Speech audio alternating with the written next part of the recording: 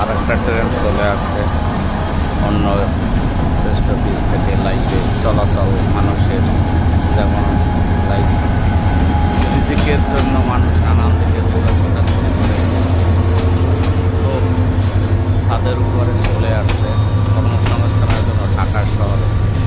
গ্রাম থেকে ট্রেন চলে আসছে ঢাকার শহরে কর্মব্যস্ততার কারণ দিয়ে। কর্মসংস্থানের জন্য যে মানুষ ছাদে উঠে দাঁড়াই চলে আসছে দেখা যাচ্ছে কত মানুষ কর্মসংস্থানের জন্য ঢাকা শহরে ট্রেন দিয়ে। ট্রেনের সুলভ মূল্যে চলাচল করা যায়, আর ট্রেনের যাত্রাটা নিরাপদ বেশি সবচেয়ে লাইফে, কারণ অন্য অন্য যানবাহনের চেয়ে এটা অনেক সহজেই গন্তব্যস্থানে পৌঁছে যায়, যানজট ভোগ করা লাগে না, কিছু না, একদম সহজেই যাওয়া যায় ট্রেন দিয়ে।